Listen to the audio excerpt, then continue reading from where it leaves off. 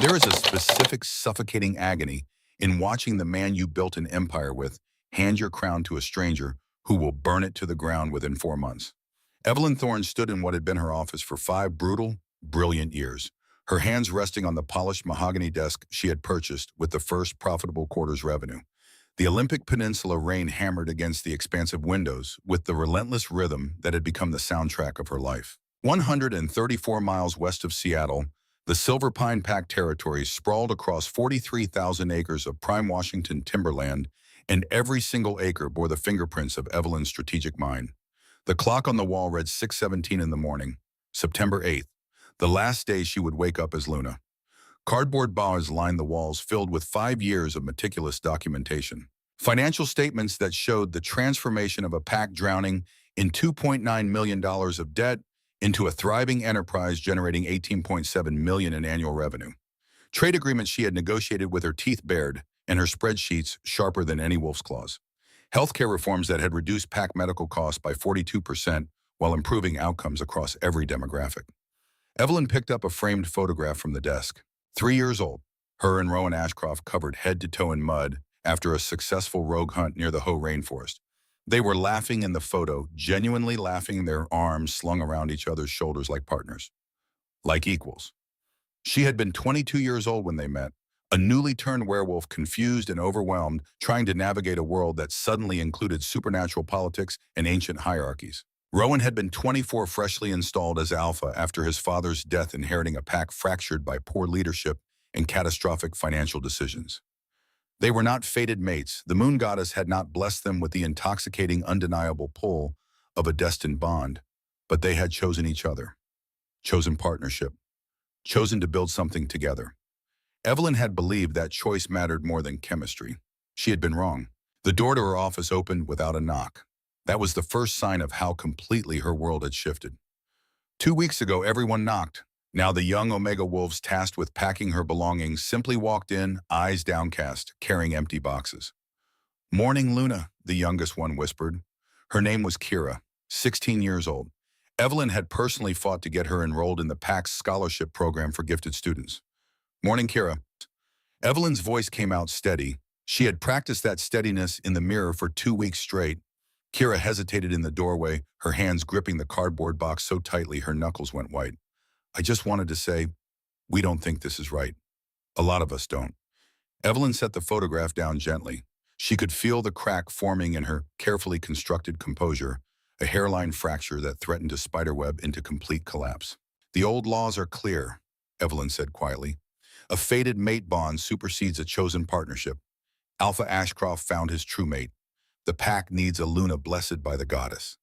"But you built this place," Kira burst out, and there were tears streaming down her young face now. "You're the one who made sure we had heat in the nursery. You're the one who got my scholarship. You're the one who sits with Mrs. Finch every Tuesday and drives 47 miles to Port Angeles, because that's the only pharmacy that stocks her specific arthritis medication, and you won't let her go without it, even though it takes 3 hours a round trip." And Kira. Evelyn crossed the room and placed both hands on the girl's shoulders, looked her directly in the eyes. "Listen to me. I need you to be strong. Can you do that?" Kira nodded, hiccuping. "The pack will survive this transition.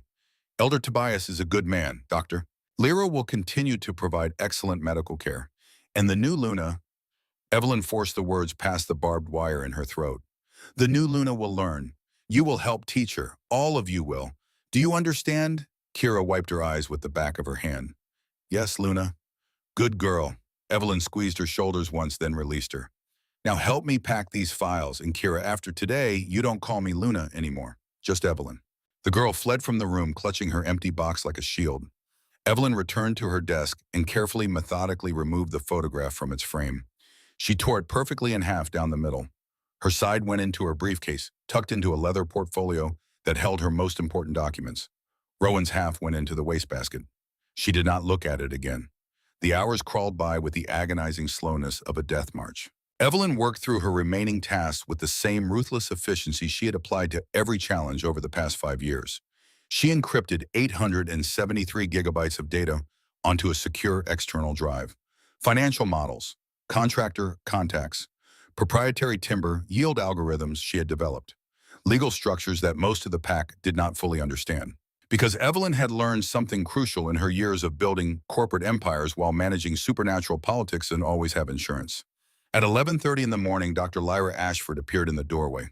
The pack's head healer was 45 years old, whip-smart, and had become something closer than a friend over the years. She carried 2 cups of coffee and the expression of someone attending a funeral. "You shouldn't be alone right now," Lyra said, setting one of the cups on Evelyn's desk. "I'm fine. You're a terrible liar." Lyra settled into the leather chair across from the desk, the chair where countless wolves had sat over the years, seeking Evelyn's counsel. "Talk to me." Evelyn wrapped both hands around the coffee cup, letting the heat ground her. "What is there to say Rowan found his fated mate? The bond is sacred. The pack needs a true Luna. I understand the necessity. But understanding necessity doesn't make it hurt less." "No," Evelyn agreed softly. "It doesn't." Lyra leaned forward, her healer's instincts clearly screaming at her to fix something that could not be fixed. "Half the pack thinks he's lost his mind. Fated mate or not, you don't throw away a queen. You don't discard the woman who saved your pack from financial ruin and built it into one of the most stable territories on the West Coast. The other half think he's cursed or blessed. Depends on who you ask." Lyra took a long sip of her coffee. "For what it's worth, Celestine fired the head of the kitchen staff yesterday." Evelyn's head snapped up. Margaret's been with this pack for 8 years. "Apparently she doesn't know how to make authentic Parisian macarons." Lyra's voice dripped with disgust. "Celestine threw an actual tantrum in the industrial kitchen because the texture wasn't right. Margaret offered to learn. Celestine said, and I quote, 'If you haven't mastered French pastry techniques by your age, you're clearly incompetent.'" The anger that flashed through Evelyn's chest was so hot and sudden it startled her.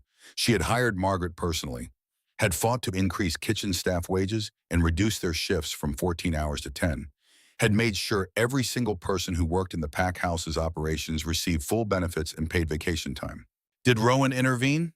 Lyra's silence was answer enough. Evelyn closed her eyes, breathed in, breathed out. When she opened them again, her voice was calm. "Make sure Margaret gets a severance package, 4 months' salary, and a letter of recommendation from me. She'll have no trouble finding work in Seattle." "Evelyn, you can't keep—" "I can."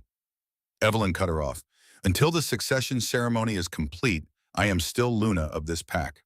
And I will not let my people suffer because of hurt feelings. Make it happen, Lyra." The healer stared at her for a long moment, then shook her head with something that looked like wonder. "You're extraordinary. You know that I'm practical." Evelyn returned her attention to the documents spread across her desk. "There's a difference." But Lyra was already gone, moving to carry out the orders of a Luna whose time was measured in hours. The memory came for Evelyn without warning, as they had been doing for 2 weeks straight. A flashback so vivid she could smell the antiseptic and hear the labored breathing of sick children. 2 weeks ago, September 1st, shortly after midnight, Evelyn had been in the pack nursery managing a flu outbreak that had struck 18 pups simultaneously. The inventory check had been grim, 240 milligrams of Tamiflu remaining in stock, but they needed 480 to adequately treat all the sick children. Evelyn had been on the phone with a 24-hour pharmacy in Port Angeles, negotiating an emergency delivery when she heard Rowan's truck pull into the gravel driveway.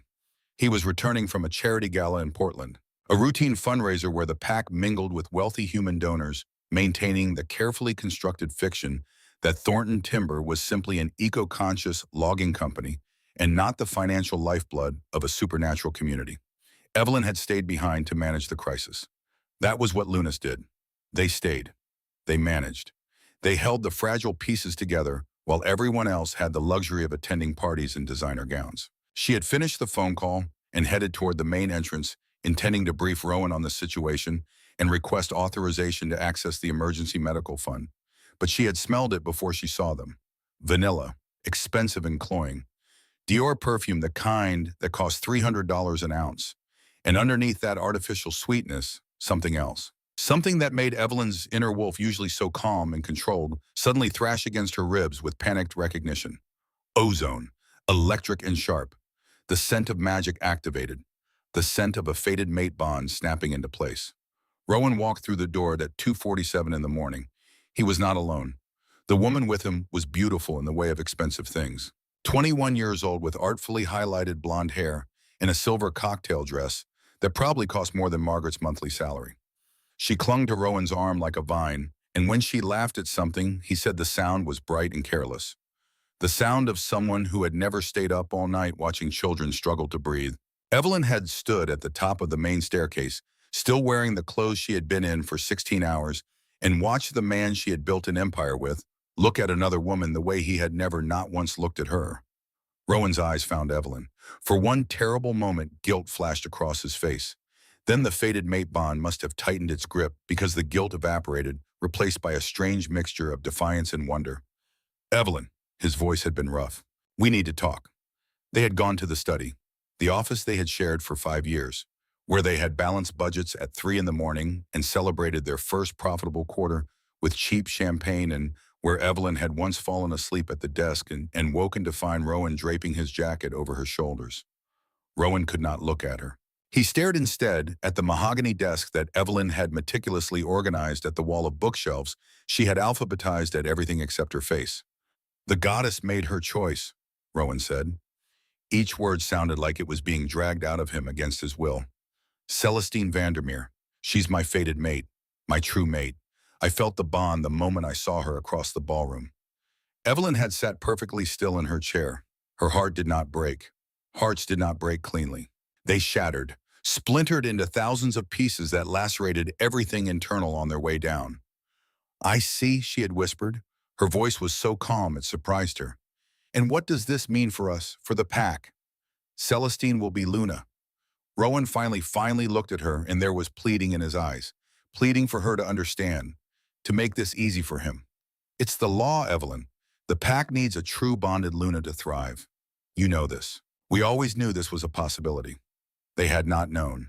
After 5 years, Evelyn had foolishly believed the moon goddess had simply forgotten them, had left them to forge their own destiny. She doesn't know the first thing about running Thornton Timber, Evelyn pointed out. Her practical mind was desperately trying to anchor her spiraling emotions to something concrete, to numbers and logistics and problems that could be solved. She doesn't know the Border Patrol schedules. She doesn't know that Mrs. Finch needs her medication from Port Angeles every Tuesday. She doesn't know we're liable for $91,000 in property taxes by November 15th. She'll learn. Rowan's voice had taken on a defensive edge. And until then, I was hoping the pact is hoping that you would stay on as lead beta, as an advisor. You're invaluable to us, Evelyn. The insult burned worse than the rejection. He wanted to demote her, wanted to keep her around as a glorified secretary cleaning up the messes his shiny new mate would inevitably make. Wanted her to watch him love another woman day in and day out while pretending that her heart was not bleeding out in her chest. No, Evelyn had stood up, smoothed the front of her tailored wool pants, clung to her dignity like a drowning woman clings to driftwood. I will not be a spectator in the life I built.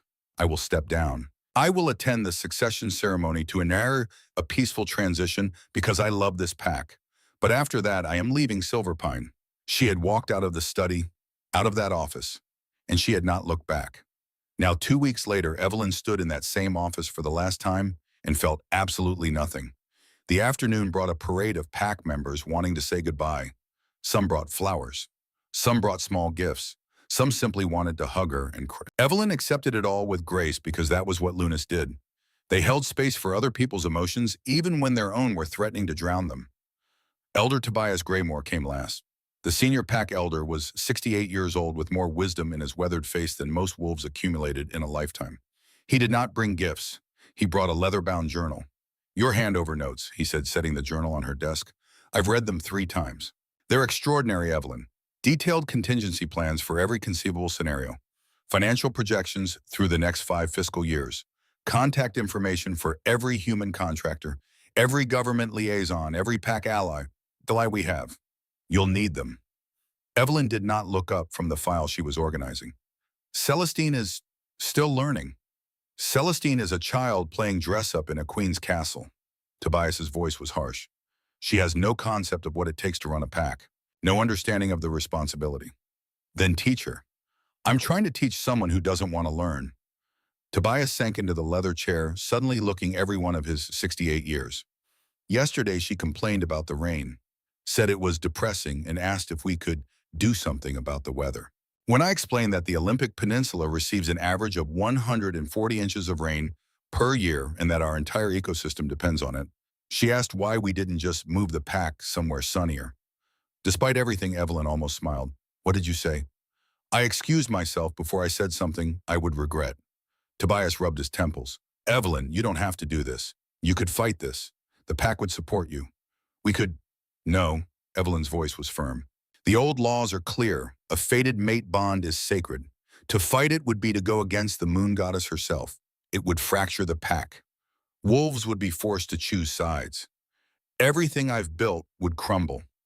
So you sacrifice yourself instead. I sacrifice my pride. Evelyn finally looked at him.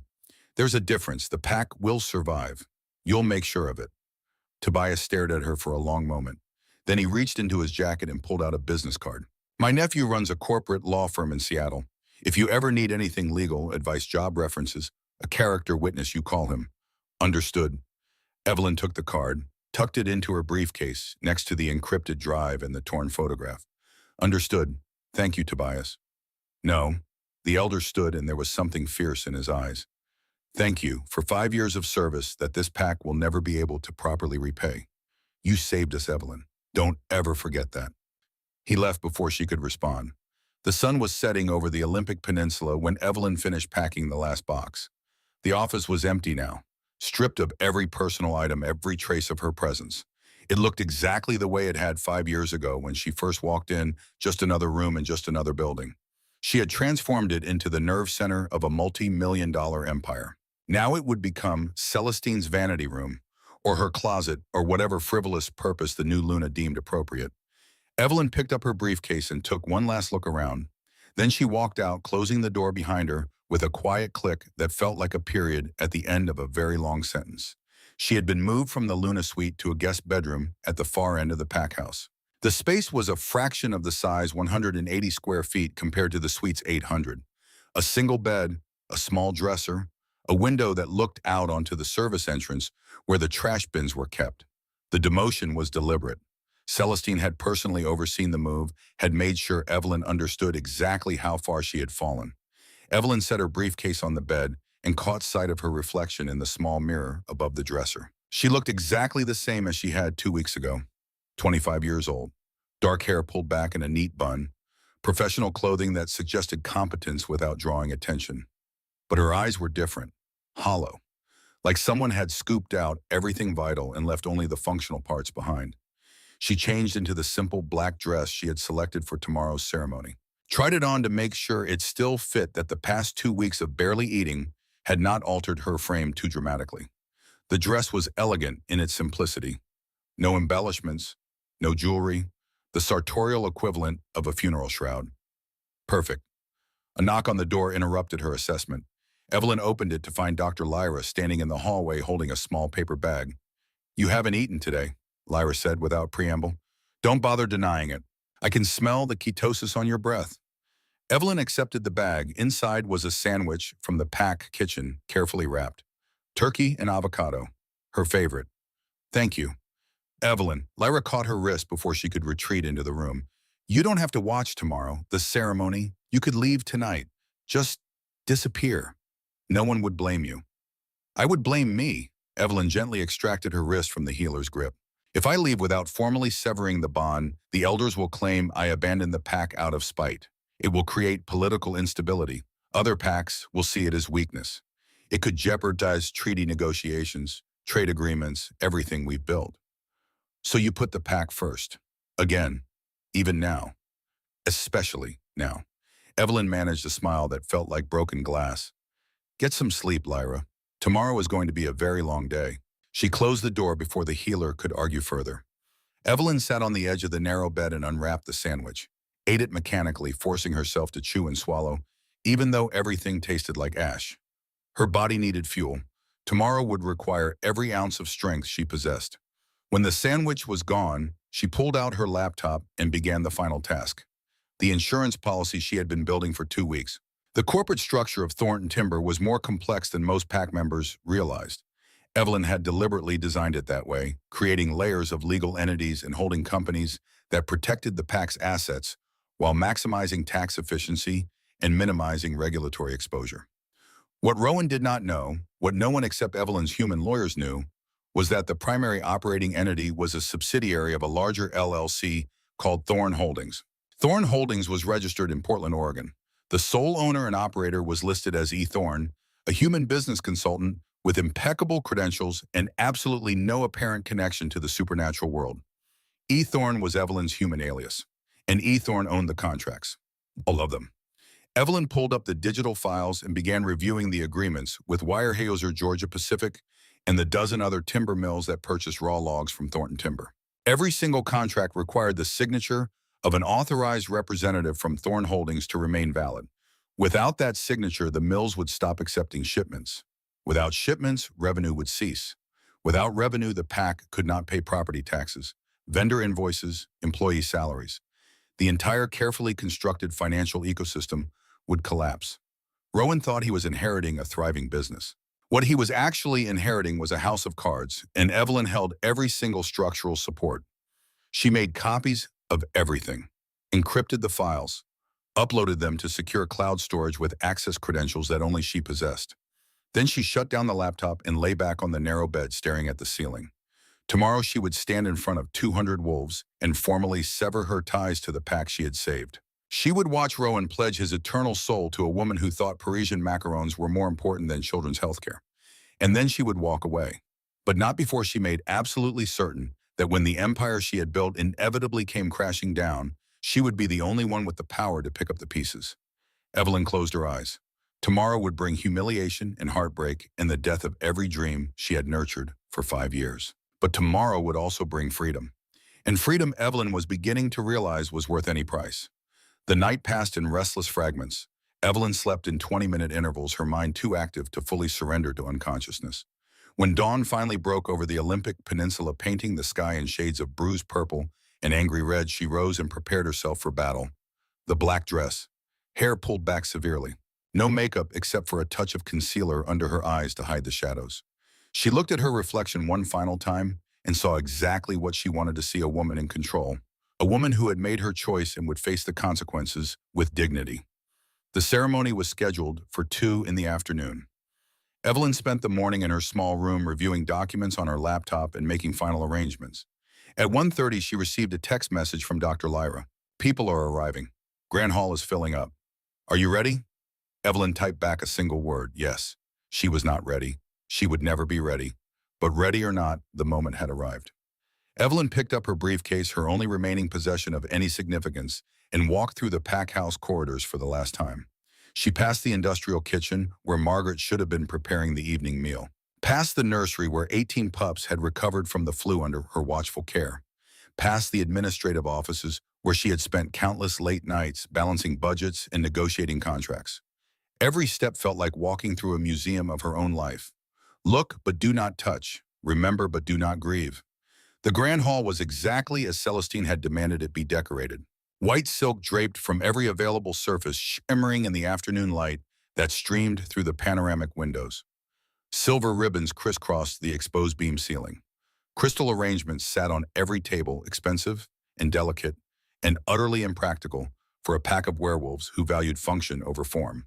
It looked like a wedding or a funeral, perhaps both. 200 wolves packed the hall, seated in rows of chairs facing the stone altar at the front. Evelyn recognized every face. She had helped most of them at some point over the past 5 years, had negotiated their salaries, approved their medical treatments, celebrated their victories, and mourned their losses. Now they watched her walk to her assigned position at the very back of the hall, near the massive oak doors that served as the main entrance. The pity in their eyes was almost worse than the rejection. Dr. Lyra was waiting for her in the shadows. The healer squeezed Evelyn's hand and said nothing because there was nothing left to say. At precisely 2 o'clock, the ceremony began. Elder Tobias stepped up to the stone altar dressed in the traditional gray robes of his position. His face was carved from granite, revealing nothing. Behind him, the afternoon sun cast long shadows across the polished wooden floor. "We gather today," Tobias began, his voice carrying easily across the assembled pack under the watchful eye of the moon goddess, "to honor the laws of our ancestors, to witness the sacred bond between Alpha and Luna." The side door opened. Rowan emerged, and despite everything, Evelyn's breath caught. He wore a charcoal suit that she had helped him select 2 years ago for a critical negotiation with a Portland investment firm. His dark hair was perfectly styled. He looked every inch the powerful alpha he had grown into over the past 5 years. Evelyn had helped build that power, had given him the tools and the confidence and the strategic vision to transform from a drowning young man into a leader worthy of respect. And now he walked past her without so much as a glance, his entire focus on the woman who appeared in the main doorway. Celestine Vandermeer looked like she had stepped out of a bridal magazine. Her dress was silver silk sheer and shimmering cut to show exactly enough skin to be provocative without crossing into scandalous. Her blonde hair tumbled in artful waves over her bare shoulders. Diamonds glittered at her throat and wrists, new purchases Evelyn noted that had probably cost more than the pack's quarterly medical budget. She walked down the center aisle with the confidence of someone who had never been told no, who had never had to fight for anything, who believed with absolute certainty that the universe owed her everything she desired. When she reached the altar, Rowan took her hands and kissed her knuckles with a reverence that made Evelyn's stomach turn. Brothers and sisters, Elder Tobias continued, though his voice had gone flat, Alpha Rowan Ashcroft has found his fated mate. Today we witness the transfer of the Luna title and the binding of their souls. On the altar, resting on a velvet cushion, lay a silver dagger. The blade caught the afternoon light and threw it back in sharp, glittering fragments. The ritual was ancient and brutal in its simplicity. Rowan would slice his palm, then Celestine's. They would press their bleeding hands together before the pack, mixing their blood in a symbolic union. It was the final irreversible step in the mate bond ceremony. But before the blood could be drawn, there was one more requirement. Elder Tobias's eyes found Evelyn in the back of the hall. For just a moment, she saw his composure crack, saw the apology and the fury and the grief. Before the blood is drawn, Tobias said, and every wolf in the hall went still, the current Luna must formally sever her claim. Evelyn Thorne stepped forward. 200 pairs of eyes turned to stare at her. Evelyn released Dr. Lyra's hand, straightened her spine, and began the long, excruciating walk down the center aisle. Every step felt like broken glass beneath her feet. She kept her chin high, her posture immaculate, her face a mask of perfect composure. She ignored the pity, ignored the tears on some faces, ignored the smug triumph that flickered across Celestine's features. She ignored everything except the path ahead of her and the words she had practiced in the mirror for 2 weeks straight. When she reached the base of the altar, she stopped, did not bow, did not lower her gaze, looked directly at Elder Tobias and spoke in a voice that carried to every corner of the hall. I, Evelyn Thorne, willingly sever my ties to the Alpha of Silverpine. I release my claim, my title, and my home. I leave this pack to its fated destiny. The words tasted like ash and acid and the death of every dream she had ever dared to dream. It is accepted, Elder Tobias said gravely. He picked up the silver dagger, offered the hilt to Rowan. Alpha, draw your blood. Rowan reached for the blade. Celestine held out her delicate hand, practically vibrating with barely suppressed excitement. And then the world exploded. The sound was like a thunderclap contained within the four walls of the grand hall. The massive 15-foot oak doors at the entrance did not simply open. They were violently, catastrophically blown inward, torn from their iron hinges with such force that the metal locks shattered into jagged pieces that scattered across the polished hardwood floor like shrapnel. 200 wolves reacted instantly, dropped into defensive crouches, bared their teeth, let their eyes flash to their wolf colors. But the growls died in their throats almost immediately, because the aura that flooded into the hall was unlike anything most of them had ever felt. It was suffocating, oppressive, a crushing weight that pressed down on every wolf present like the hand of an angry god. The distinct, undeniable pressure of a royal bloodline. Not just any royal, the royal. A man stepped through the ruined doorway. He was tall, easily 6'4", and built with the kind of lean, powerful muscle that came from a lifetime of lethal movement. He wore a midnight blue suit that probably cost more than Evelyn's yearly salary, tailored to perfection over a black shirt. No tie, his dark hair was impeccably styled, but there was nothing civilized about the way he moved. He walked with the silent predatory grace of an apex predator who had never encountered anything capable of challenging him. But it was his eyes that stopped Evelyn's heart in her chest. Amber, bright and burning and utterly terrifyingly feral. Behind him a voice commanded, "Kneel." The beta guard who stepped into the hall was massive, 6'6" and built like a tank. His hand rested casually on the hilt of a tactical blade, and his own aura, while nothing compared to his alpha's, was still powerful enough to make several of the younger wolves whimper. The effect was instantaneous. The sheer oppressive weight of the stranger's aura forced the Silverpine wolves to their knees.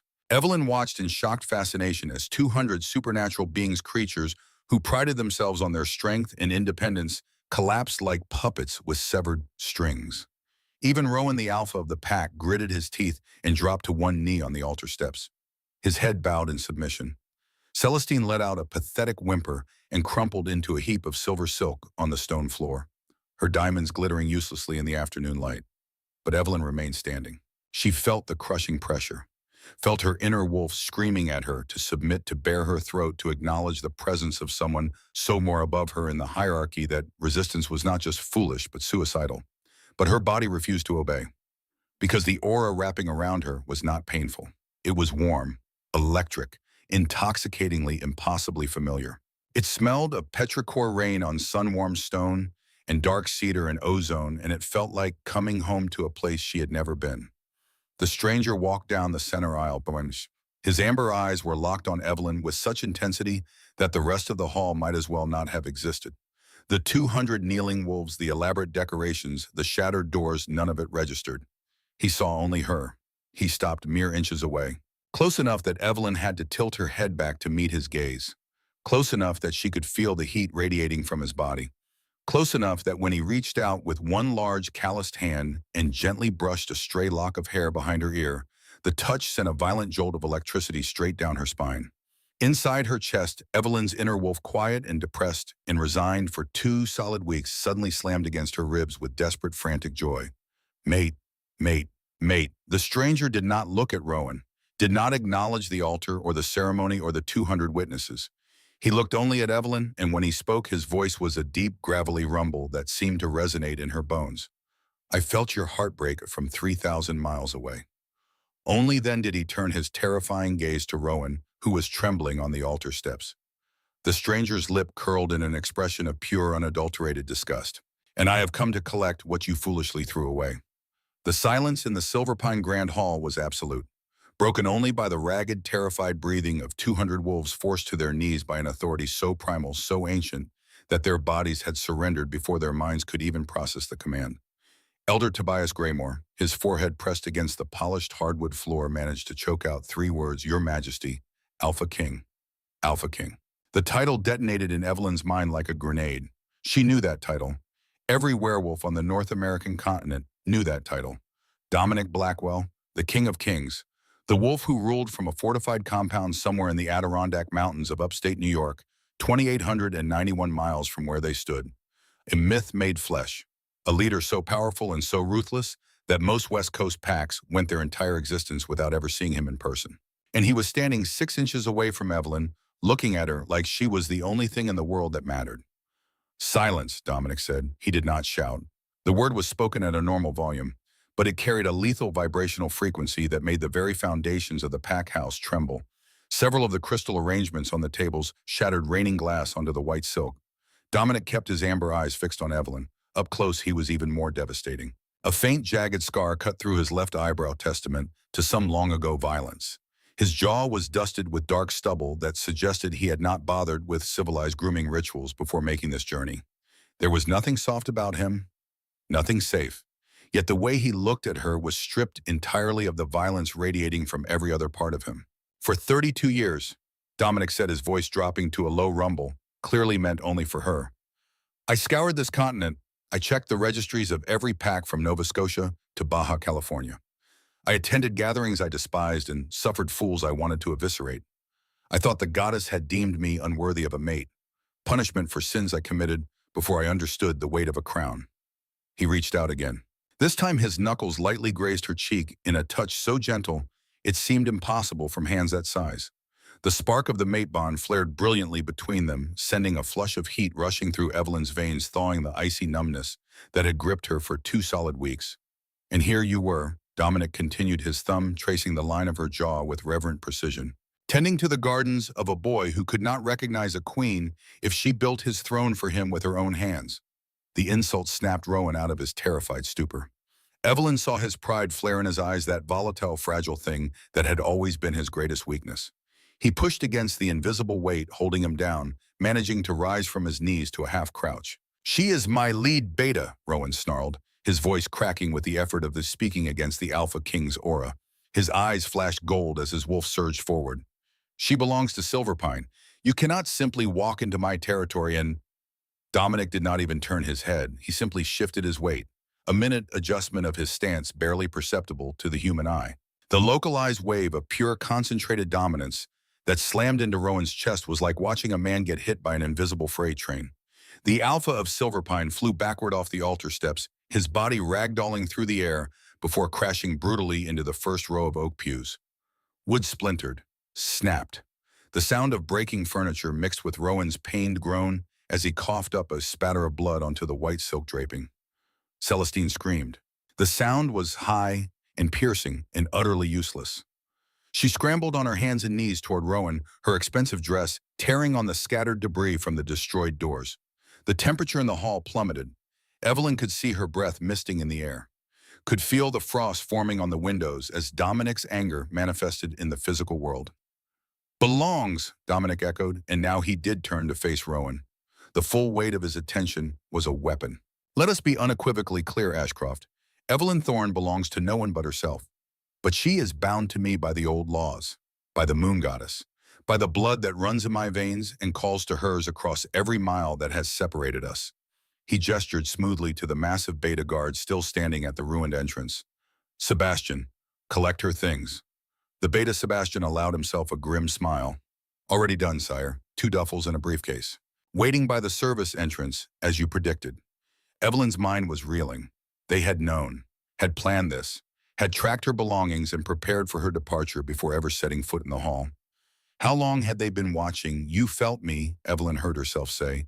Her voice came out steadier than she expected, though her heart was hammering against her ribs like a trapped bird. From New York, 3,000 miles away. Dominic's expression softened instantly. The terrifying king vanished, replaced by something that looked almost vulnerable. The moment he broke your heart, Dominic said quietly, it felt like a silver blade sliding between my ribs. I have never felt pain like that in my life, and I have survived assassination attempts and pack wars and challenges to my crown that left bodies stacked like cordwood. But your grief, his hand moved to rest over his heart. Your grief nearly drove me to my knees. He took a breath, steadied himself. It took my security detail 4 hours to clear the flight paths from Albany to Boeing Field. Commercial airspace does not simply part for wolves, even kings. Another 2 hours to drive from Seattle to this location. I would have come faster if I could. He offered her his arm. Not a command, not a demand, an invitation. A choice. Evelyn looked at that offered arm, looked at the man who had just walked into her world and shattered it more completely than Rowan ever could. Looked at the 200 wolves still kneeling still, too terrified to move. Then she looked back at the altar, at Rowan bruised and bleeding, being fussed over by a weeping Celestine who seemed more concerned about her torn dress than his injuries. At the silver dagger still resting on its velvet cushion, unused. At the pack she had bled for, suffered for, built from rubble into something magnificent. For 5 years she had carried their burdens, had sacrificed her sleep and her health and her happiness to ensure their prosperity. Now they were on their own. Evelyn slipped her hand into the crook of Dominic Blackwell's arm. The walk out of the pack house was surreal. As Dominic led her down the center aisle, the oppressive aura lifted just enough to let the Silverpine wolves breathe again. But none of them dared to stand. None of them dared to speak.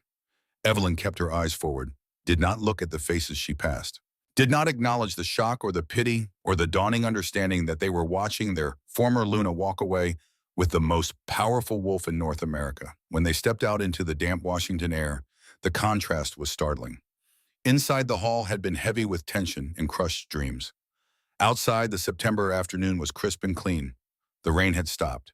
Shafts of sunlight broke through the clouds, painting the gravel driveway in shades of gold. 6 matte black Cadillac Escalades sat in a perfect line, engines idling. The lead vehicle's door was already open. Evelyn's practical Filson duffel bags, the ones she had packed herself that morning, sat in the cargo area. Her scuffed leather briefcase containing 5 years of encrypted data and half of a torn photograph rested on the back seat. Dominic opened the passenger door himself. His palms settled at her waist, not pushing, just present, as she slid into the plush leather interior. The smell of expensive car and pine air freshener could not quite mask the underlying scent of him. Cedar and petrichor, and something wild that made her wolf purr contentedly for the first time in weeks. Dominic settled into the seat beside her, the door closed with a heavy final thud. Through the tinted windows, Evelyn could see pack members beginning to emerge from the hall, drawn by morbid curiosity and the absence of the crushing aura. The lead Escalade pulled away from the pack house with smooth practice precision. The other 5 vehicles fell into formation behind them. They drove in silence for the first 10 minutes. Evelyn watched the familiar landscape of Silver Pine territory slide past the window. The timber stands she had personally selected for sustainable harvesting. The regeneration zones she had fought to protect. The pack housing she had upgraded to include proper insulation and modern plumbing. All of it falling away behind her. "That you are wondering," Dominic said quietly, "how this is possible." Evelyn turned to look at him. In the enclosed space of the vehicle, he seemed even larger, even more overwhelming.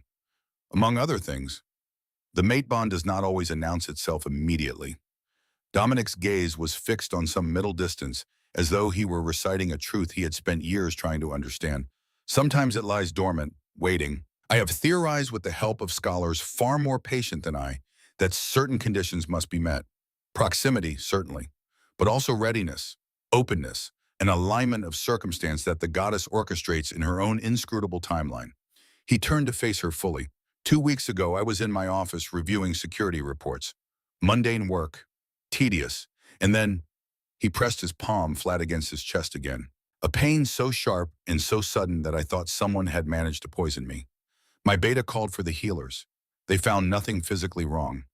But I knew, somehow I knew, my mate was suffering, and I did not know who she was or where to find her. How did you locate me? I activated every resource at my disposal. Dominic's voice took on a harder edge.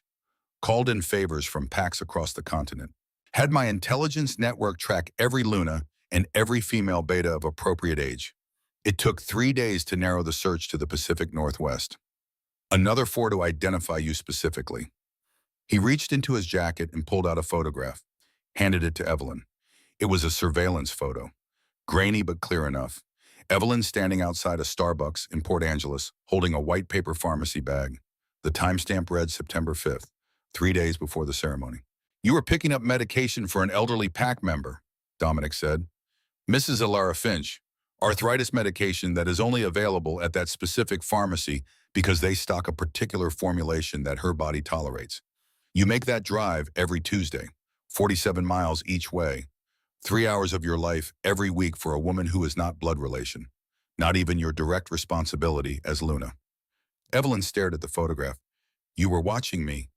I was learning you." Dominic took the photo back, slid it carefully into his jacket.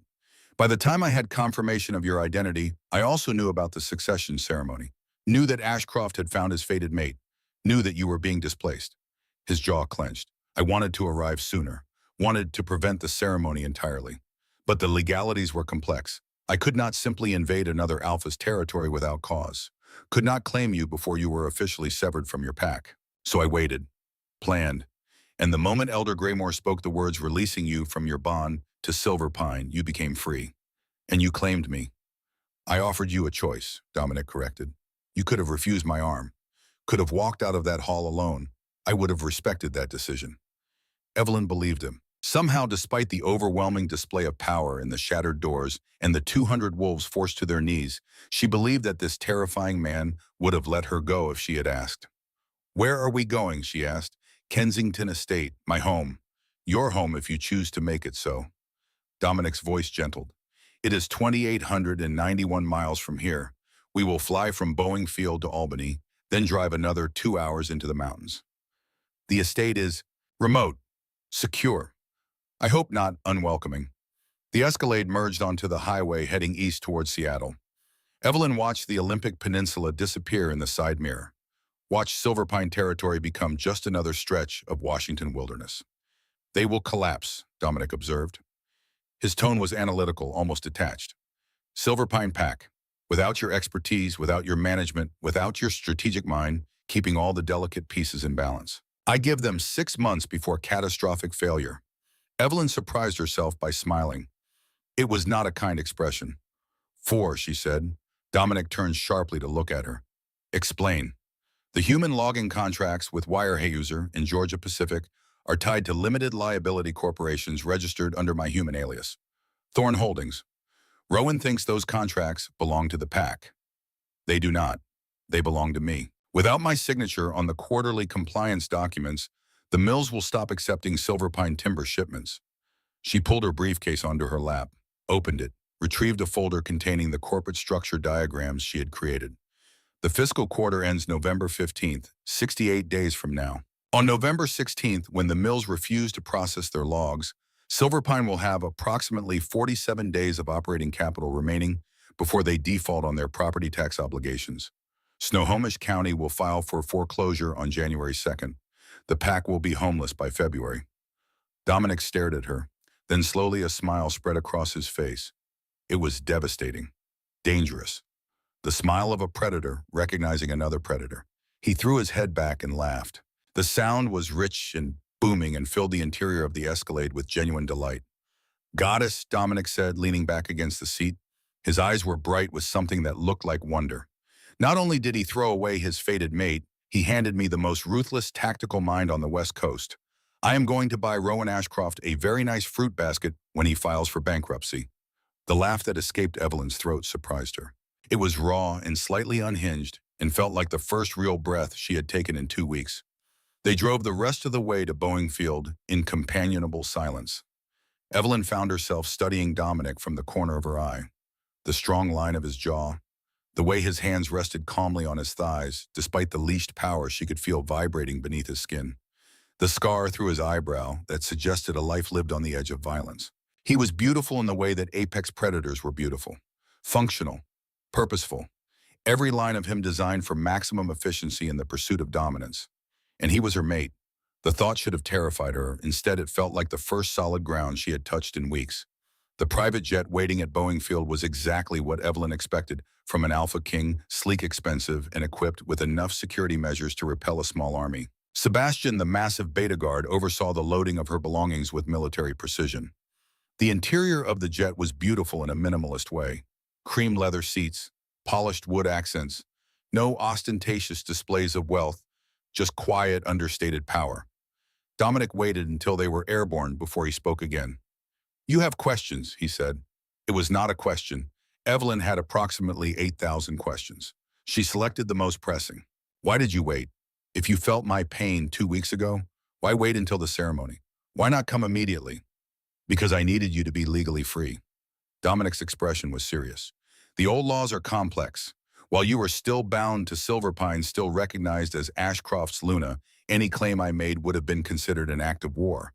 It would have forced the council to intervene, would have put you in the middle of a political nightmare that could have lasted years." He leaned forward, elbows on his knees. "I wanted you free, truly free, not claimed by another alpha, not bound by pack loyalty or political maneuvering. I wanted your choice to be exactly that, your choice. So I waited, I planned. And the moment you spoke the words severing your bond, I moved." Evelyn absorbed this. "You destroyed the doors." I was angry. A slight smile tugged at his lips. "I apologize for the property damage. I will, of course, pay for repairs." "Rowan won't be able to afford repairs." "Then I will pay for the doors and nothing else." The smile widened fractionally. "Let him explain to his pack why the Grand Hall's missing its entrance." They landed in Albany 4 hours later. The sun had set during the flight, and the October darkness was complete. Another convoy of black vehicles waited on the tarmac.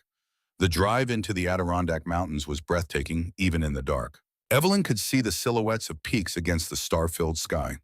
Could smell the different quality of the air here, cleaner, colder, carrying the scent of pine and snow that would come in another month. Kensington Estate materialized out of the darkness like something from a dream. It was not the medieval fortress Evelyn had half expected. Instead, it was a masterpiece of modern architecture seamlessly integrated into the mountainside. Glass and steel and natural stone all working together to create a structure that felt both imposing and organic. Lights blazed from dozens of windows. As they drew closer, Evelyn could see guards posted at strategic intervals, security cameras, motion sensors. This was not just a home. It was a command center. The Escalade pulled into an underground garage that could have held 50 vehicles.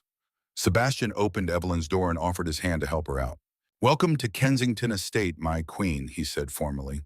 The title hit Evelyn like a physical blow.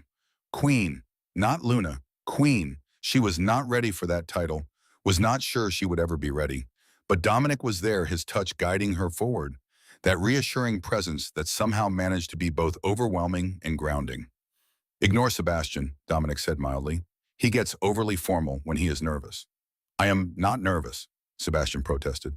I am appropriately respectful. You called her my queen before I have even asked her to accept the title. A technicality. Evelyn found herself smiling despite the surreal nature of her situation.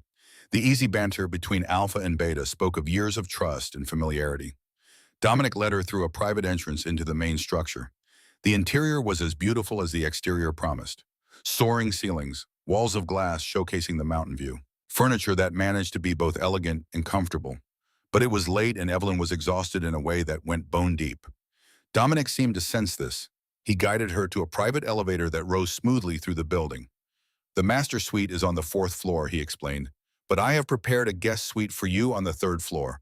You are welcome to use whichever space makes you comfortable. There is no expectation, Evelyn. No pressure. You have been through an ordeal. You need time to heal. The guest suite he showed her was larger than the entire Luna apartment she had occupied at Silverpine. Wall-to-wall windows overlooked a private lake that reflected the moonlight. A California king bed with silk sheets. A bathroom with a soaking tub that could have fit 4 people. Her duffels and briefcase sat neatly on a luggage rack. There are clothes in the closet, Dominic said. I had my staff purchase some basics in your size. If they do not suit, we can arrange shopping tomorrow. The kitchen is stocked. If you need anything at all, there is a phone on the nightstand. Dial 1 for Sebastian. Dial 2 for housekeeping. Dial 3 for me. He moved toward the door, clearly intending to give her privacy. Dominic, Evelyn said. He stopped, turned. Thank you, she said quietly, for coming, for giving me a choice, for everything. The smile he gave her was softer than she expected, gentler. Sleep well, Evelyn Thorne. Tomorrow we will begin to build your new life. He left, closing the door silently behind him. Evelyn stood in the center of the enormous suite and felt the weight of the day finally crash down on her. Her legs gave out.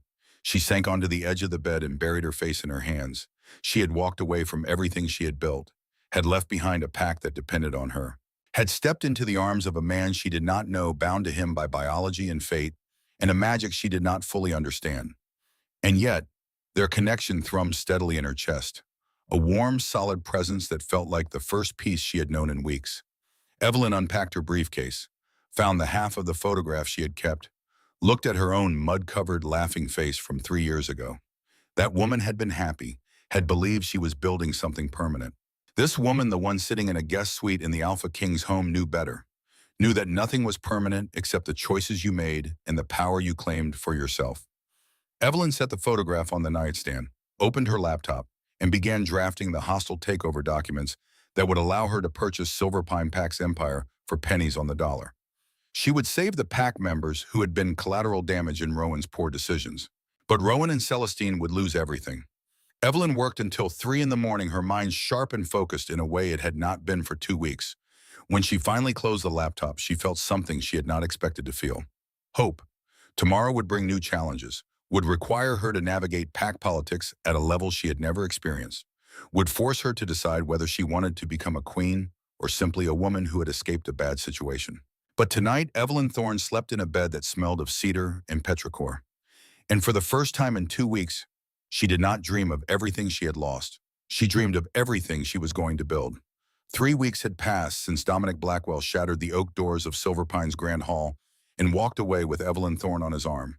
3 weeks that had transformed Evelyn's understanding of power partnership and the particular ruthlessness required to rule an empire. Kensington Estate sprawled across 12,400 acres of pristine Adirondack wilderness, and Evelyn had spent those weeks learning every corner of it. The command center in the East Wing, where Dominic coordinated security operations across 47 pack territories. The glass-walled conservatory overlooking Lake Kensington's 472 acres of private water. The offices where a team of 12 operated Kensington Global, the legitimately terrifying corporate empire that generated $847 million in annual revenue across 6 sectors. It was in the conservatory on an October morning, when frost painted the windows in crystalline patterns, that Evelyn sat reviewing Kensington Global's quarterly earnings on her tablet. She wore an oversized cashmere sweater that belonged to Dominic, had borrowed it 3 days ago, and never bothered returning it, and her hair was pulled back in a messy knot that would have horrified her professional self from a month ago. She had found a $4.3 million tax loophole in the European logistics division before she finished her first cup of coffee. The numbers were sloppy, inefficient, the kind of lazy accounting that happened when people assumed the money would always flow and no one would ask hard questions. Evelyn had made a career of asking hard questions. She was drafting the restructuring memo when Dominic walked in carrying 2 mugs of coffee. He moved with that same lethal grace that had stopped her heart the first time she saw him, but there was something different about him here in his own territory, less guarded. The terrifying Alpha King who had demolished Rowan with a thought became simply a man who remembered how she took her coffee and brought it without being asked. "You are working," Dominic observed, settling onto the velvet sofa beside her. His arm rested on the backrest behind her shoulders, close but not touching, always giving her space to choose. "I brought you here to heal Evelyn, not to audit my accountants." "Your accountants are lazy," Evelyn said without looking up from the tablet. "They missed a massive tax loophole in your European logistics division. I just saved you $4.3 million before breakfast." Dominic went very still. Then he threw his head back and laughed, the sound rich and warm and completely at odds with the dangerous predator she had first met. He leaned in, brushed his lips against her hair. Their bond pulsed warmly between them, a steady current that was slowly knitting together the shattered pieces of her soul. "Remind me to double your salary," Dominic murmured. "I am keeping my own money," Evelyn said, but she was smiling. The truth was that Evelyn had no intention of being dependent on Dominic's wealth or generosity. She had her own plans, her own empire to build, and those plans were currently sitting in a password-protected folder on her laptop labeled Project Reclamation. As if summoned by her thoughts, the tablet in her lap chimed with an incoming email notification. The sender was listed as Jay Whitmore, and the subject line read simply, "Please." Evelyn's finger hovered over the notification. She had been expecting this, had known it would come eventually, but seeing it still sent a spike of something complicated through his chest. Dominic noticed her hesitation. "Trouble. Maybe?" Evelyn opened the email and began to read. The message was brief but desperate. "Ms. Thorne, I hope this finds you well. I am writing on behalf of Silver Pine Pack. Our financial situation has become critical. The mills have frozen us out. Weyerhaeuser, Georgia Pacific, or all of them, refusing to accept shipments birthed without your signature on the Thorne Holdings compliance paperwork. We missed our first property tax installment of $91,000 due September 15th. Snohomish County has sent foreclosure warnings. Alpha Ashcroft attempted to secure emergency loans from East Coast PACs, but word has spread about the incident with His Majesty. No one will touch us. We have 200 wolves depending on this pack. 47 pups who need winter coats. The Olympic Peninsula temperatures are already dropping to 38 degrees at night. 18 elders who require medications we can no longer afford. The kitchen is operating on $780 per week. We are feeding people canned soup and pasta. The private chef quit when his paycheck bounced. Margaret is gone. Half the administrative staff has left to find work elsewhere. I would not ask, but children are involved. If there is any way you could see fit to help even temporarily, I do not know what else to do. I am sorry to bother you with this. Respectfully, Jasper Whitmore, Acting Chief Financial Officer, Silver Pine Pack. Evelyn read the email twice, then a third time. Each word was a small knife precisely placed. Dominic read over her shoulder. When he finished, his voice was cold and satisfied. "Good. Let them starve.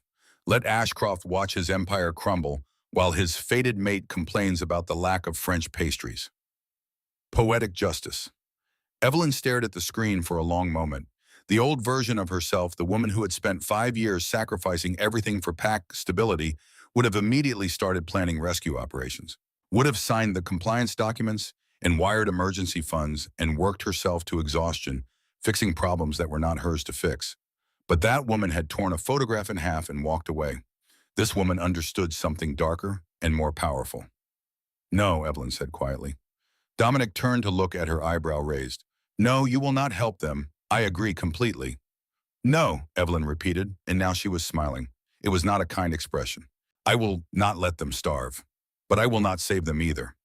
She turned to face Dominic fully, and the look in his eyes shifted from satisfaction to something approaching predatory interest. "I want to buy them," Evelyn said. "Hostile takeover. Thorne Holdings will purchase Thornton Timber's physical assets, logging rights, and operational licenses for a fraction of their actual value. Rowan will be forced to step down as CEO. Elder Tobias Graymore will manage the human-facing operations to keep the wolves fed and employed. But Rowan and Celestine will lose everything that matters. She pulled up the corporate structure diagrams she had been working on for 3 weeks, showed Dominic the spreadsheets, the acquisition strategy, the legal framework that would allow her to strip Rowan of power while protecting the pack members who were innocent casualties. He wanted a traditional fated mate to look pretty on his arm and validate his status. Evelyn continued, her voice steady and cold. Now he can have exactly that. He can keep his title of Alpha, but he will not have access to money or influence or any of the things that make the title meaningful. He will be a figurehead, a puppet king presiding over an empire that belongs to me. Dominic stared at her. The silence stretched for 10 seconds, 20, 30. Then he gently took the coffee mug from her hands and set it on the side table, pulled her firmly onto his lap, one arm wrapped securely around her waist. His other hand cupped her face thumb, tracing the line of her cheekbone. "My beautiful, ruthless queen," Dominic said, and his voice was thick with admiration and desire and something that looked dangerously close to love. "Draft the paperwork.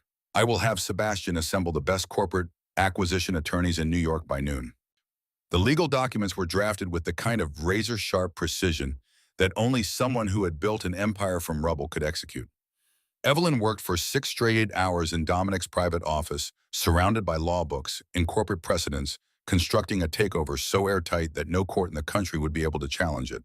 Arthur Grayson, Dominic's lead attorney, was a silver-haired man in his early 60s who had graduated from Yale Law in 1987 and spent the subsequent decades making problems disappear for the most powerful wolves in North America. He reviewed Evelyn's work with the careful attention of a jeweler examining a diamond. "This is extraordinary," Arthur said, finally adjusting his wire-rimmed glasses. "Thoroughly researched, legally impeccable, and absolutely devastating to the target. So, Thorne, if you ever decide to leave the werewolf world, I would hire you immediately." "I am not going anywhere," Evelyn said. "Walk me through the execution timeline." They spent another 2 hours refining the strategy. The hostile takeover would proceed in 3 phases: acquisition of debt, transfer of assets, and restructuring of operational control. By the time Arthur left the office, he was carrying a 50-page contract that would fundamentally reshape Silverpine Pack's existence. Evelyn sat back in the leather chair and rubbed her eyes. Outside the window, the October sun was setting over the Adirondack peaks, painting the sky in shades of amber and rose gold. Dominic appeared in the doorway carrying a bottle of wine and 2 glasses. He poured without asking, handed her one, and settled into the chair across from her desk. "To vengeance," Dominic said, raising his glass. "To justice," Evelyn corrected. "There is a difference." They drank in comfortable silence. The bond between them had deepened over the past 3 weeks, not the explosive, overwhelming crash that fated mates in romance novels experienced, but a slow, steady building of trust and compatibility and genuine affection. Dominic had been patient, had given her space and autonomy, and respected every boundary she set, had never once pressured her to move from the guest suite to the master bedroom, though the invitation remained open. But Evelyn could feel their connection pulling tighter, could feel her wolf becoming increasingly restless with the distance between them, could feel her own body responding to his presence in ways that had nothing to do with supernatural destiny and everything to do with the fact that Dominic Blackwell was brilliant and dangerous, and looked at her like she was the most magnificent thing he had ever seen.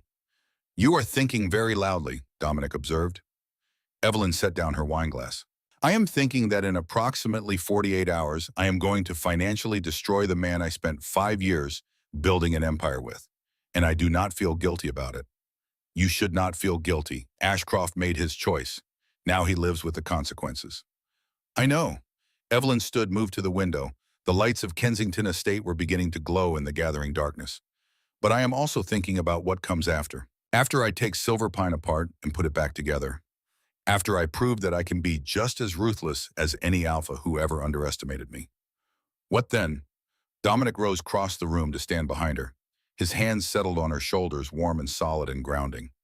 "Then you decide who you want to be," Dominic said quietly. "You can be Evelyn Thorne, corporate strategist and destroyer of empires. You can be my queen if you choose to accept that title. You can be both. You can be neither. The only thing you cannot be is who you were before. That woman is gone, and good riddance to her." Evelyn leaned back against his chest. Let herself be held. Let herself feel safe for the first time in longer than she could remember. "I want to be someone who builds things," she said. not just destroys them. I want to create something lasting, something that protects people like Jasper and the pups who need winter coats and the elders who need their medications. I want to make sure that what happened to me never happens to another Luna. Dominic turned her to face him. His amber eyes were serious. Then we will build that together, he said. But first we finish what you started. The contract arrived at Silver Pine Pack 2 days later, delivered via FedEx in a pristine white envelope embossed with the Thorn Holdings logo. 2,891 miles away, Rowan Ashcroft sat in his freezing office and stared at the package like it was a coiled snake. Jasper Whitmore stood nervously by the door, his breath visible in the 51-degree air. The central heating had been turned down to save money on fuel oil that now cost $8.40 per gallon. "Read it to me," Rowan said. His voice was hoarse. He had not slept properly in 3 weeks. Jasper opened the envelope with shaking hands, pulled out the contract, began to read. "It is a total buyout, Alpha. Thorn Holdings assumes all outstanding debts, the $91,000 in missed property taxes, the $3.1 million in accumulated liabilities. Everything. In exchange, Thorn Holdings acquires 100% ownership of Thornton Timber's physical assets, logging rights, and operational licenses." Jasper's voice cracked. He cleared his throat and continued. "Elder Tobias Graymore will be installed as the on-site human operations manager with full authority over PAC finances. All profits will be directed to the Silver Pine Pack Treasury Trust designated strictly for housing, food, medical care, and education. You and Luna Celestine will have zero withdrawal authorization." Rowan closed his eyes. "What about my position?" "You retain the title of Alpha of Silver Pine Pack," Jasper read mechanically. "But you are removed from all CEO responsibilities, stripped of expense accounts and corporate vehicles. You and Luna Celestine will receive the standard PAC stipend of $800 per month." $800. Celestine had spent $2,400 on hair and nail appointments last week alone, had charged it to a credit card that was now being declined at every merchant in Clallam County. "We cannot sign this," Rowan said, but there was no conviction in his voice. "I will not hand my PAC's legacy over to Alpha." Jasper's voice was firmer than Rowan had ever heard it. "With all due respect, if you do not sign this contract, the Seattle banks will foreclose on our land in 6 days. On October 12th, 200 wolves will be homeless by the end of the month. The Olympic Peninsula temperatures are already dropping below 40 degrees at night. We have 47 pups who need winter coats, 18 elders who will die without their medications. The PAC is already talking about a vote of no confidence." The door to the office burst open. Celestine stormed in wearing the floor-length mink coat that Rowan had bought her during their first week together, $18,000 that he could not afford even then. Her face was twisted with fury. "The Wi-Fi is off," she shrieked. "The water in the guest wing is freezing. Rowan, do something. I am an Alpha's mate. I should not be living like some feral rogue in the woods." Rowan looked at his fated mate, the woman the moon goddess had supposedly designed perfectly for him. The magical bond that had felt like destiny 3 weeks ago now felt like a chain around his neck, pulling him deeper into dark water. Under the crushing weight of poverty and public humiliation and PAC resentment, the romantic fantasy had shattered completely. The fated mate bond guaranteed biological compatibility and strong offspring. It had never guaranteed that they would actually like each other. Celestine knew nothing of sacrifice, nothing of duty.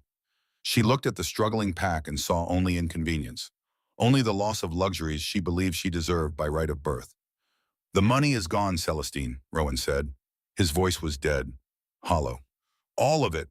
He reached for the heavy silver pen on his desk. His hand shook violently as he pulled the contract toward him. He did not read the clauses. Evelyn Thorne never made mistakes. She had boxed him in with flawless, inescapable logic. Had given him exactly one choice sign or watch 200 innocent wolves suffer for his stupidity. Rowan pressed the pen to the signature line.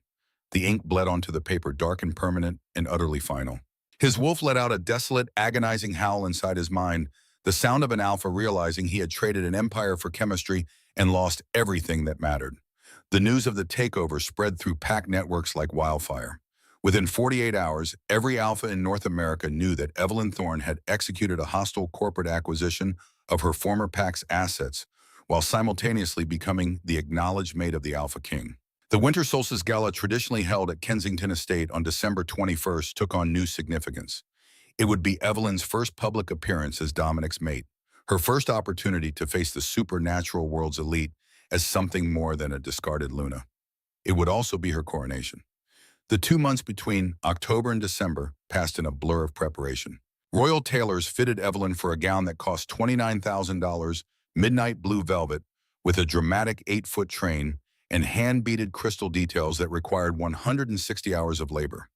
The Kensington family heirloom, a diamond and sapphire choker appraised at $1.3 million, was retrieved from the vault where it had sat since 1847. Sebastian drilled her on pack politics and protocol until she could recite the names, territories, and primary business interests of all 47 major North American packs in her sleep. But the real preparation happened in Dominic's office, where Evelyn compiled dossiers on every alpha who would attend the gala. Their alliances, their vulnerabilities, their business holdings and personal grudges and political ambitions. She identified the threats: early Alpha Garrett, Ironwood of the Blackstone Pack in Colorado, who controlled $140 million in mineral wealth and had a documented history of challenging female leadership. Alpha Victor Reyes of the Blood Moon Pack in Texas, a traditionalist who believed Luna should be decorative rather than strategic. Alpha Rachel Dimitrov of the Frostfang Pack in Alaska, ambitious and calculating with rumored designs on Dominic that had gone unrequited for years. Evelyn built contingency files on all of them. If they challenged her fitness to be queen, she would end them financially before they finished speaking. On December 19th, 2 days before the gala, Celestine Vandermeer walked out of Silverpine Pack House for the final time. The scene was ugly. Rowan found her in the master suite, the room that had once been Evelyn's, then briefly theirs, now just a cold space they shared out of obligation, throwing her remaining designer clothes into a Louis Vuitton suitcase. "I am leaving," Celestine announced without preamble. "My father wired me money for a first-class ticket to Providence. The Alpha there has a severance ritual. It takes 6 weeks. I will be free of this bond by February." Rowan stared at his fated mate. The magical bond that should have made them inseparable felt like acid in his veins. "Go," he said quietly. "Just go."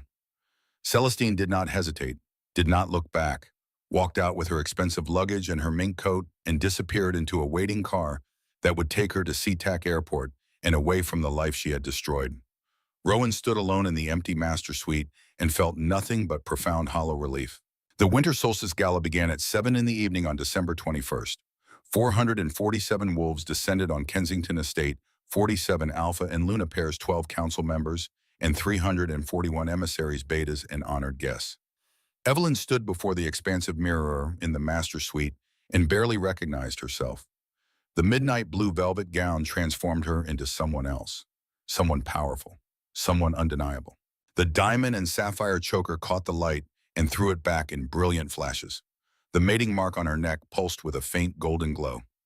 Dominic stepped up behind her, devastating, in a formal black tuxedo that did nothing to disguise the lethal predator beneath the civilized clothing. He rested his chin on top of her head. His hands slid down her arms to clasp her fingers. "You are shaking," Dominic said softly. "I have managed multinational corporate takeovers," Evelyn whispered. "But going down there facing 447 wolves who know I was rejected, they will be looking for weakness, Dominic. Looking for any reason to claim I am not worthy." Dominic turned her to face him. His large hands gripped her waist firmly. The playful warmth she had come to know over the past months vanished, replaced by fierce, ancient intensity. "Let them look," Dominic commanded, his voice a low, vibrating growl that sent shivers down her spine. "And let them find nothing but solid steel. You are not Rowan Ashcroft's discarded beta. You are Evelyn Blackwell, my mate, my equal, my queen. The goddess herself forged your soul to match mine, and anyone who questions your place by my side will have their tongue removed from their skull. Am I understood?" Evelyn looked into his fierce, burning eyes and felt the last lingering shadows of her past insecurities evaporate under the blinding heat of his absolute belief in her. She squared her shoulders, lifted her chin. "Understood." At 7:14 in the evening, the heavy brass doors of the grand ballroom swung open. The royal herald that an ancient wolf who had witnessed 50 coronations struck a silver chime that rang with perfect clarity. 447 wolves fell instantly silent. His Majesty Alphaking Dominic Blackwell, the herald announced, his voice carrying without need for amplification, and his fated mate, Evelyn Thorne. They descended the grand sweeping staircase together. Dominic led, but Evelyn was not following. She walked beside him as an equal, and the aura that rolled off her was every bit as commanding as his. Her power, suppressed for 5 years under Rowan's weak leadership, flared to brilliant crystalline life. It was crisp and sharp and cold as winter steel. It demanded respect and offered no apologies. The temperature in the ballroom dropped 8 degrees. Several younger betas whimpered involuntarily. When they reached the floor, 447 wolves bowed their heads in submission, exposed their throats in acknowledgement of royalty. Evelyn Thorne had arrived, and she was done being anyone's afterthought. The first hour of the gala passed in a carefully orchestrated dance of pack politics and social maneuvering. Evelyn found herself engaged in conversation after conversation, each one a test of her wit, her knowledge, her right to stand beside Dominic. Alpha Helena Frost of the Silver Moon Pack in Maine approached with genuine warmth in her eyes. She was 48, elegant, and had been ruling her pack with quiet competence for 2 decades. Miss Thorne, Helena said, then corrected herself with a smile. Forgive me, I should say, Your Majesty. Your handling of the Silver Pine situation was masterful. Marcus Ashcroft is a cautionary tale we will be teaching our pups for generations. How to destroy an empire through sheer incompetence. Evelyn accepted the compliment with grace. I simply ensured the pack members did not suffer for their alpha's poor judgment. The children deserve stability, and Ashcroft deserves destitution. Helena's smile was sharp. Quite elegant, really. You stripped him of everything that mattered while leaving him the empty title. A perfect punishment. Later, Alpha Desmond Thatch of the Cascade Pack in Oregon engaged her in a discussion about logistics optimization. He was 44, analytical and clearly impressed by her corporate restructuring of Kensington Global's operations.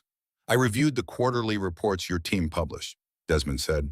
You cut overhead 18% without touching worker compensation. That is exceptional resource management. Evelyn felt herself relaxing into the conversation. This was her element: strategy numbers, systems thinking, redundant management layers. When you have 3 supervisors overseeing the same warehouse shift, you are paying for ego protection, not operational efficiency. Consolidate, promote the best performers, reallocate the savings to performance bonuses. Workers become happier and more productive. Overhead drops. Dominic appeared at her side, his palm warm at the small of her back. My queen's consulting rates are quite prohibitive, Thatch, but I am sure we can arrange something during the spring trade summit. Desmond laughed, but there was genuine respect in his eyes. For the first time since walking into the ballroom, Evelyn felt like she belonged, not as someone's beta, not as an overlooked partner, as queen. But peace in the werewolf world was always a fragile illusion. At 8:41 in the evening, halfway through the elegant string quartet's performance, a loud booming voice cut through the refined atmosphere. I must admit, Your Majesty, the rumors from the West Coast had painted a very different picture. The crowd parted nervously. 447 wolves turned to look. Alpha Garrett Ironwood stood in the center of the ballroom. He was 52 years old, 6'2", 280 pounds of scarred muscle. His face was weathered from decades working the Colorado mines, and his eyes held the arrogant certainty of someone who had never been told no by anyone he considered beneath him. He held a glass of whiskey, and his gaze raked over Evelyn with thinly veiled contempt. They said Ashcroft threw you out because you were barren, Garrett continued loudly, the silence in the room turning suffocating and deadly. Unable to give him strong heirs. And yet here you are wearing the king's diamonds and his mark. Tell me, little beta, did you use the same accounting tricks to secure the king's bed that you used to steal Ashcroft's timber company? A collective gasp echoed through the ballroom. Several alphas took involuntary steps backward, distancing themselves from what was about to happen. Dominic, standing 10 feet away, went terrifyingly still. His amber eyes flared to burning gold. The temperature in the room plummeted another 12 degrees. He took a single lethal step forward, and Evelyn could see his claws beginning to extend from his knuckles. He was going to kill Garrett Ironwood. Right here, right now, in front of 447 witnesses. Evelyn raised a single gloved hand. Dominic froze mid-step. His eyes snapped to her. She was his mate. He trusted her. He forced his wolf to heel, though his chest heaved with barely restrained violence. Evelyn turned slowly. The midnight blue velvet swept across the polished marble with a whisper of fabric. She walked toward Garrett Ironwood, her heels clicking rhythmically in the dead silence. She did not look angry. She looked utterly, devastatingly bored. She stopped 3 feet from the towering Alpha, forced him to look down at her. Alpha Ironwood, Evelyn said, her voice clear and calm and carrying easily to every corner of the ballroom. I am familiar with your pack, Blackstone Mining. You operate 5 iron and coal quarries in the Colorado Rockies. Revenue approximately $140 million annually. Correct, Garrett scoffed, crossing his massive arms. I do. Strongest heavy industry pack on this side of the Mississippi. Evelyn smiled. It did not reach her eyes. Indeed, a pity about your logistics network, though. Garrett's smug expression faltered slightly. Evelyn took a step closer. Her voice dropped just enough that only Garrett and the closest alphas could hear the lethal steel beneath her words. You rely heavily on Union Pacific Railway to transport raw materials to Gulf Coast refineries. A railway network whose majority shareholder, as of 3 days ago, is Kensington Global Infrastructure Fund. Garrett's face began to drain of color. I reviewed your transport contracts this morning. Evelyn continued, pulling her phone from a hidden pocket in her gown. She swiped, turned the screen to show him. They expire at midnight tonight, December 21st, 11:59 p.m. Mountain Time. That is, she glanced at the ornate clock on the wall, 2 hours and 18 minutes from now. She pocketed the phone and looked up at him with eyes as cold as winter ice.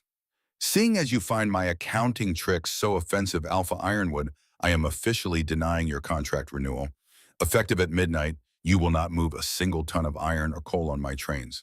By next Friday, your quarries will be overflowing with unsold product.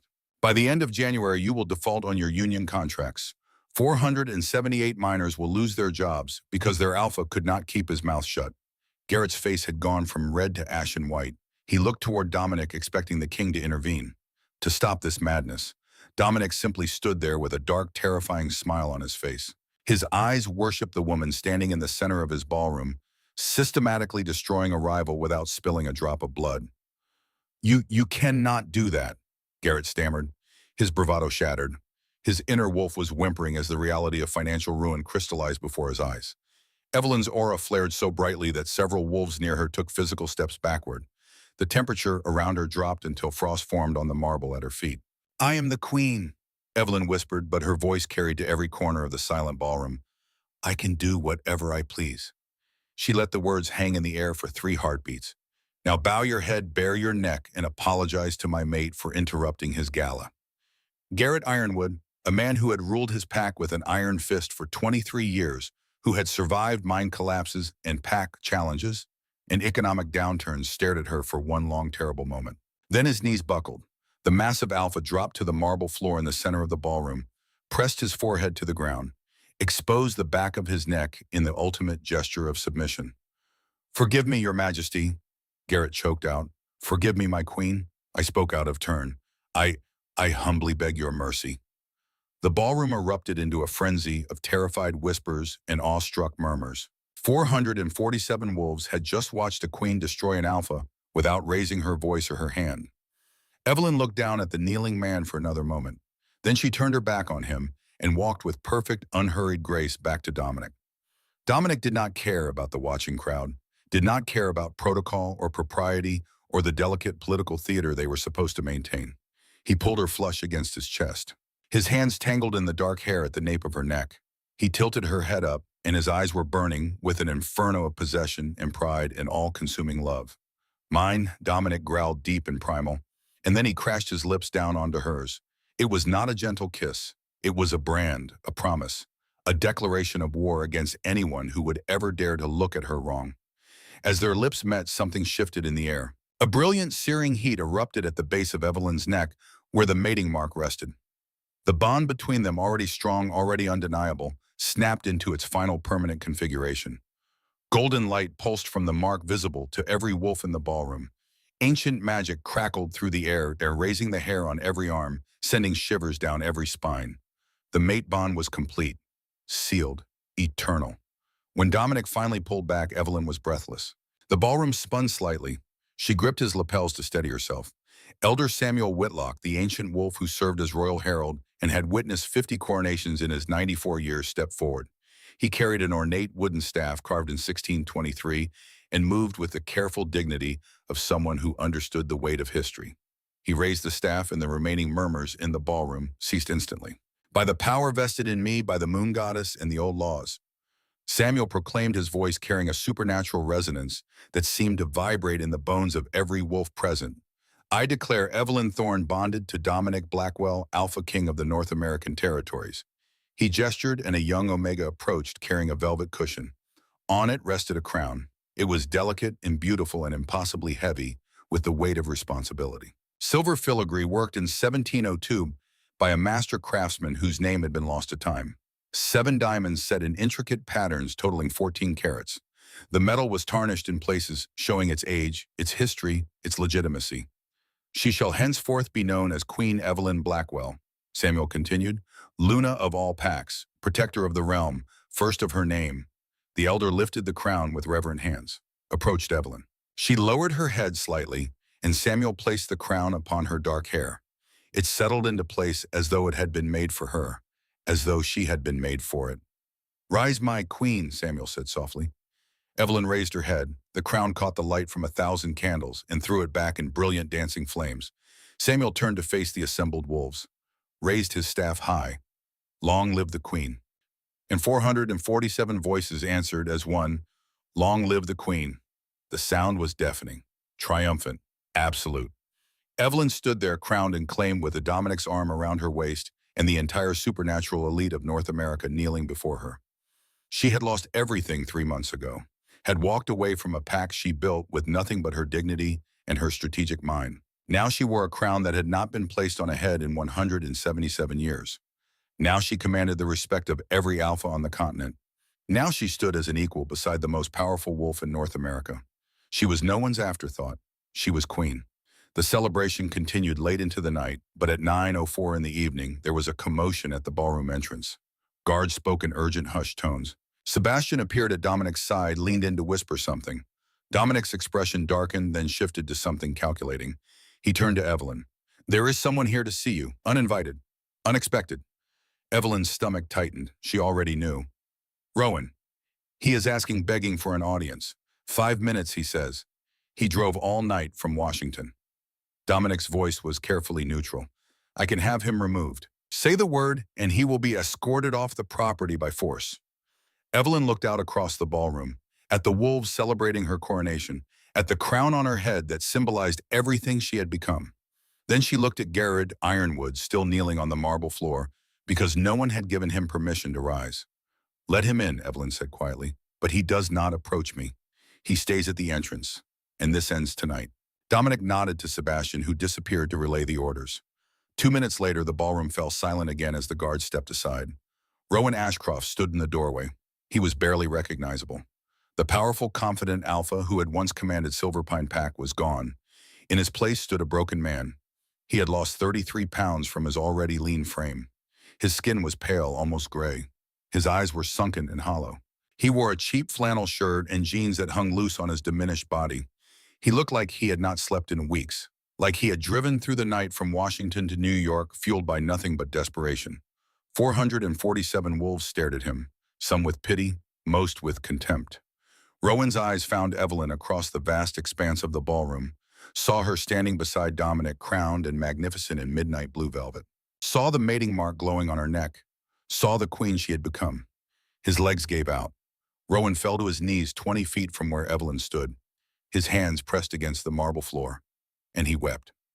Evelyn, he choked out, his voice raw and broken.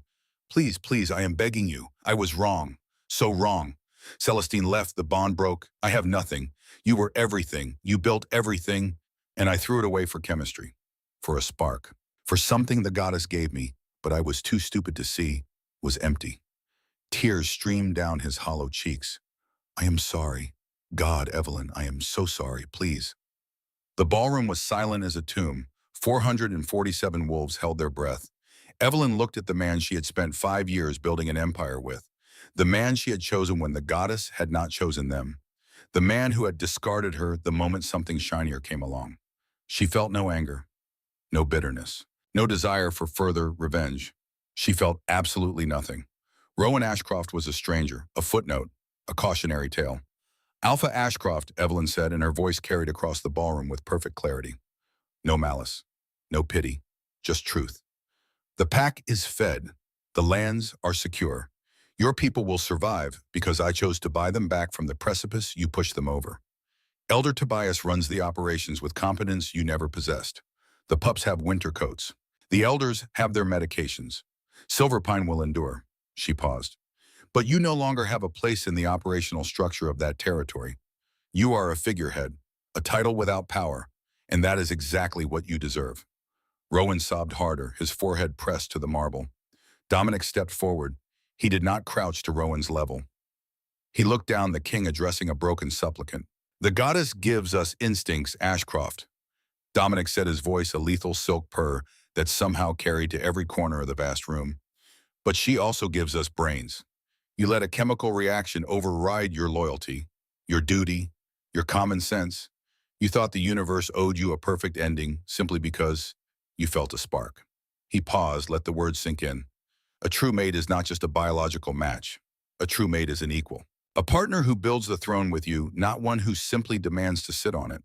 You threw away a diamond because you were dazzled by broken glass. And now you kneel in the ruins of your own making, weeping for mercy that you do not deserve and will not receive. Dominic turned away from Rowan as though he were nothing, returned to Evelyn's side, offered her his arm. Are we finished here, my queen? Dominic asked softly. The jet is waiting. I promised you a quiet dinner in our private suite. Evelyn looked at Rowan one last time, saw him broken on the floor of her ballroom, saw the end of a story that had begun 5 years ago, with hope and ended tonight with justice. We are finished, Evelyn said.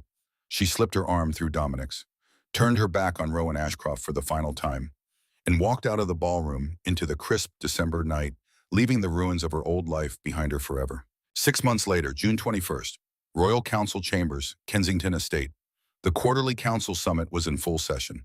47 alphas sat in the tiered seating of the massive chamber, and at the center, on twin thrones of polished wood and silver inlay, sat King Dominic Blackwell and Queen Evelyn Blackwell.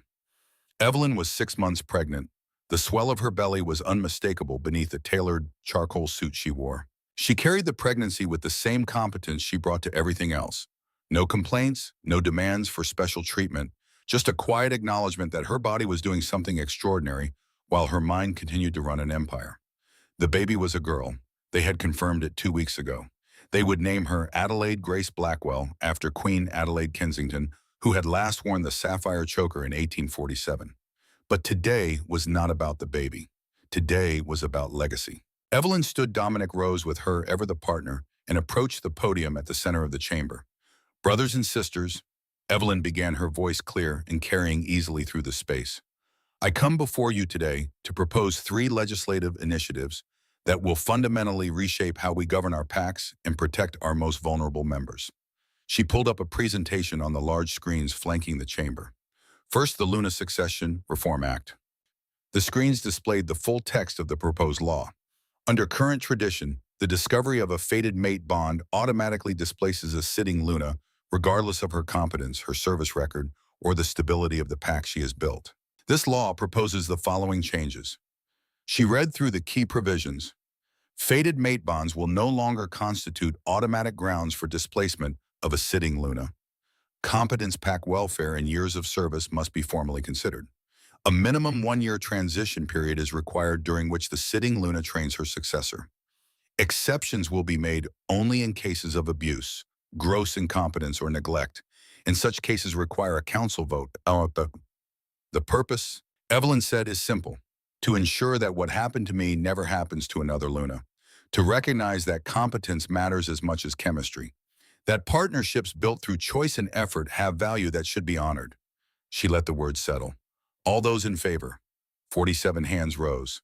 Unanimous. Garrett Ironwood, sitting in the back row, his railway contracts reinstated after he had spent 6 months learning humility, was among them. Second, financial transparency mandate. The screens shifted to show the next proposal. Any PAC operating a human-facing business with annual revenue exceeding $1 million must maintain separate corporate entities with proper legal structures. Quarterly third-party audits will be mandatory. Financial statements will be filed with the Royal Treasury. She showed the statistics. 8 PACs had collapsed in the past decade due to alpha mismanagement and commingling of PAC funds with personal expenses. This prevents future Silverpine situations. This protects PAC members from suffering due to their alpha's poor financial decisions. Another vote, and another unanimous approval. Third, PAC welfare standards. This was the one closest to Evelyn's heart. Minimum standards across all territories. $420 per wolf per year for healthcare. Certified teachers for all pups ages 5 through 18. No more than 4 wolves per bedroom in pack housing. Annual unannounced royal audits to ensure compliance. She showed images not of Silverpine's struggles, but of success stories. Packs that had implemented these standards early and seen dramatic improvements in pack, health, pup education outcomes, and overall stability. We are not just wolves, we are communities. And our most vulnerable members, our young, our elderly, our sick, deserve protection that does not depend on the whim of their alpha. The vote was called, 47 voices aye, not a single dissent. The legislation was law. After the session ended, Evelyn and Dominic retreated to their private study. The afternoon sun streamed through the windows, painting the Adirondack peaks in shades of green and gold. Dominic pulled Evelyn onto his lap, carefully mindful of her belly. His large hands settled on either side of the swell, and their daughter chose that moment to kick. Dominic's eyes widened. A smile of pure wonder spread across his face. "She is strong," he murmured. "She is impatient," Evelyn corrected, but she was smiling too, like her father. "She will inherit a better world than the one you walked into 3 months ago," Dominic said softly. His hands moved in gentle circles on her belly. "A world where competence matters more than chemistry, where queens are earned, not just born." Evelyn covered his hands with hers, their fingers intertwined. "Our daughter will know her worth," Evelyn said. "Will know that power is not given. It is built. She will never doubt that she belongs at whatever table she chooses to sit at." Dominic pressed his forehead to hers. The mate bond between them pulsed warm and steady, no longer the new overwhelming thing it had been, but something deeper, richer, a foundation built on mutual respect and genuine partnership. "You did not just survive your betrayal, Evelyn," Dominic whispered. "You legislated against it. You built systems to protect the next generation. That is not revenge. That is legacy." Evelyn closed her eyes, let herself be held. Let herself feel the weight of the crown and the responsibility and the sheer overwhelming rightness of it all. She had walked away from Silverpine with nothing but her dignity and her strategic mind. Now she had laws with her name on them, had a daughter growing inside her, had a mate who saw her as an equal, had the respect of every alpha on the continent. She had built an empire, a real one, the kind that would outlast her and protect wolves she would never meet. That evening, as the sun set over Kensington Estate, Evelyn stood on the private balcony of the master suite. Dominic's arms wrapped around her from behind his hands resting on her belly. Below them, the lights of the estate began to glow. Guards changed shifts. Staff moved through the corridors with practiced efficiency. Somewhere in the distance, wolves ran through the forest in their true forms, free and wild and safe. Evelyn thought about Silverpine, about Rowan. Elder Tobias had sent her a report last week. The pack was stable, profitable even. The pups were enrolled in improved schools. The elders were receiving excellent medical care. The pack housing had been upgraded. And Rowan? Rowan worked the logging crews now, manual labor. He attended therapy sessions with Dr. Lyra twice a week. He was teaching younger wolves about forestry safety, the one thing he actually understood. He was not redeemed, but he was trying. Celestine, according to the reports, was working retail in Providence, community college, dating a stable, boring human accountant, learning slowly and painfully that beauty and entitlement were not enough to carry you through life. Both of them were footnotes now, cautionary tales, and Evelyn was writing the next chapter. Their daughter kicked again, stronger this time. Dominic laughed, the sound rich and warm against Evelyn's ear. "She is going to be trouble," Dominic said. "She is going to be extraordinary," Evelyn corrected. And as the stars emerged over the Adirondack Mountains, as their daughter moved inside her, as the bond between them thrummed with contentment and strength, Evelyn Blackwell, former Luna, hostile takeover specialist, queen architect of legislative reform, and mother-to-be smiled. She had lost a pack, but she had gained a kingdom, and she was just getting started.